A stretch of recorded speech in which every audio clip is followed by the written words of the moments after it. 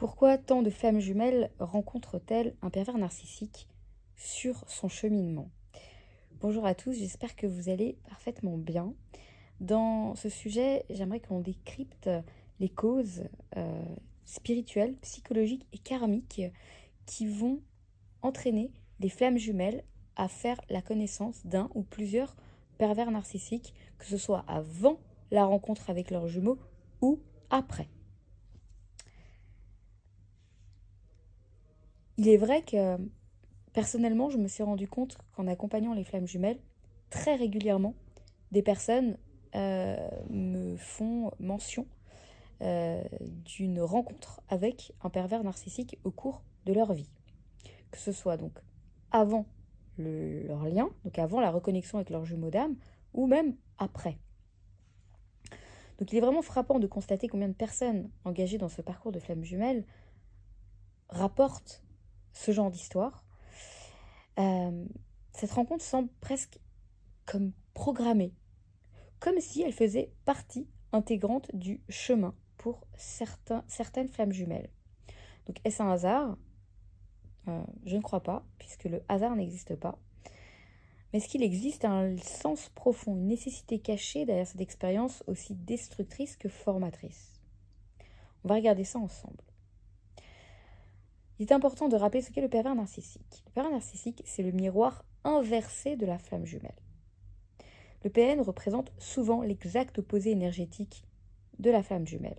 Là où la flamme jumelle réveille l'âme et pousse à s'élever, le PN, lui, enferme dans l'ego et détruit l'estime de soi. Mais ce contraste n'est pas quelque chose d'anodin.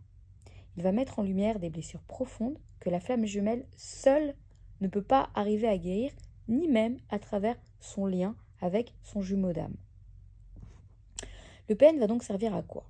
Il sert à activer brutalement la blessure d'abandon, d'humiliation et du rejet, à déconstruire le faux self basé sur le besoin d'être aimé à tout prix, à révéler le manque d'amour de soi.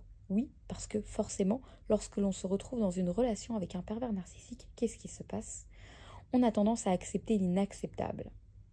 Le PN va également nous aider à apprendre à poser des limites. Alors pourquoi cela arrive-t-il souvent avant la rencontre avec le jumeau? Avant la rencontre, beaucoup de personnes vont vivre une relation toxique, voire destructrice. Pourquoi? Parce qu'elles ne sont pas encore prêtes à recevoir un amour divin. L'âme doit d'abord se libérer d'un schéma karmique, prendre conscience de sa propre valeur, traverser une sorte de mort de l'ego pour renaître à son essence. Le PN va ici agir comme un gardien du seuil. C'est un test initiatique. As-tu appris à t'aimer? Es-tu capable de dire non à ce qui te détruit, même si ça ressemble à de l'amour? Pourquoi cela arrive-t-il parfois après la rencontre avec sa flamme jumelle? Parce que oui, beaucoup de flammes jumelles sont amenées à avoir d'autres relations après la rencontre avec leurs jumeaux. Et c'est bien entendu quelque chose de normal et d'humain. Nous ne pouvons pas rester bloqués à attendre une relation dans la matière qui ne présente aucun signe possible pour l'instant. Donc il est quand même important de continuer à vivre et d'expérimenter sa vie. On est là pour vivre sur Terre. Je le rappelle. Cela peut paraître contre-intuitif, mais certaines personnes vont effectivement rencontrer leur flamme jumelle, puis tomber dans une relation toxique. Les causes peuvent être multiples. Premièrement, la fuite du lien flamme jumelle. La personne va fuir l'intensité du lien et se réfugier dans une relation plus classique. Mais cette relation classique va risquer de tourner au cauchemar. Il est question également de non-guérison intérieure. La reconnexion aux jumeaux a ouvert des blessures, mais celles-ci n'ont pas été traitées correctement. Le PN peut donc surgir à ce moment-là pour les exacerber. Il est question également, potentiellement, d'un karma non soldé. C'est-à-dire que la rencontre avec la flamme jumelle va réactiver de vieux karmas. Le pervers narcissique peut représenter un ancien lien karmique venu pour être donc purgé. Il est question également de leçons manquées. Si la leçon du non à la toxicité n'a pas été intégrée plus tôt, elle va revenir, mais cette fois de façon encore plus puissante. Quelles sont les circonstances spirituelles au niveau des contrats d'âme et la purification? Dans de nombreux cas, la relation avec le pervers narcissique fait partie du plan d'âme. Elle sert à accélérer le processus d'éveil et de retour à l'amour de soi. En termes de contrat d'âme, le PN peut avoir accepté au niveau de l'âme de jouer le rôle du méchant pour nous faire grandir. Il est question ici d'une épreuve de purification. Comme dans l'alchimie, on ne peut pas atteindre l'or spirituel sans brûler au préalable tous les scories. Le PN fait donc partie de ce feu. Quelles sont les causes psychologiques profondes? Il est question ici d'un schéma d'attachement et de trauma. Beaucoup de flammes jumelles ont un attachement anxieux dû à une enfance instable ou à des blessures liées à l'abandon. Elles ont également une hypersensibilité qui va attirer les pervers narcissiques comme des proies faciles. Il est question également d'une empathie excessive. Elles veulent sauver leur partenaire, même au détriment de leur propre intégrité. Il est question également d'un manque de repères intérieurs qui va être compensé par l'idéalisation de l'autre.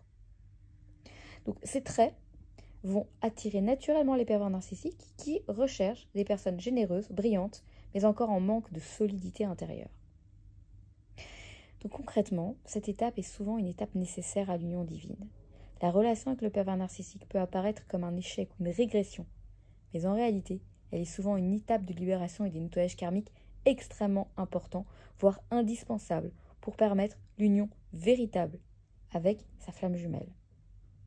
Après avoir dit non à la manipulation, après avoir guéri ses blessures, après avoir repris son pouvoir personnel, la personne va pouvoir être enfin prête à recevoir l'amour véritable sans se trahir. En conclusion, nous sommes face à une situation ici qui va de la destruction à la révélation. La relation avec un pervers narcissique n'est jamais quelque chose d'anodin dans le parcours des flammes jumelles. Rien ne l'est d'ailleurs. Il est question ici d'être à la fois un effondrement pour la flamme jumelle, mais également un tremplin. Cette relation va détruire tout ce qui n'est pas nous-mêmes, pour que l'on puisse renaître dans notre essence véritable. Ce lien va nous enseigner l'amour inconditionnel, non pas vis-à-vis de l'autre, mais vis-à-vis de nous-mêmes. Et c'est ce retour à soi qui rendra potentiellement possible un jour la vraie reconnexion avec l'autre, celui ou celle qui nous a toujours vus et que l'on a toujours vu, même lorsque l'on était dans les ténèbres. Donc gardez confiance que tout ce que vous vivez à travers ce type de lien, à travers votre parcours de flamme jumelle, tout est juste. Si vous avez été amené à rencontrer une relation toxique, après la rencontre avec votre flamme jumelle, sachez que ça fait partie également du plan. C'était prévu et c'est uniquement dans un but de vous aider à passer à une étape supérieure. Maintenant, il est vrai que pour sortir d'une relation toxique, c'est très compliqué. Aujourd'hui, j'ai travaillé sur ce sujet très profondément pour permettre aux personnes de les accompagner. Hormis d'accompagner sur le parcours de flamme jumelle, j'aide aussi les victimes de pervers narcissiques à pouvoir se libérer de ces traumas, que ce soit au niveau énergétique, que ce soit au niveau spirituel, mais aussi au niveau psychologique. Je propose également mon aide pour aider les flammes jumelles et autres, pas seulement, aussi les victimes de pervers narcissiques qui peuvent ne pas être dans un lien de flamme jumelle, mais à leur permettre de sortir de cette emprise psychologique, cette emprise de manipulation, parce que c'est très difficile de sortir de l'emprise.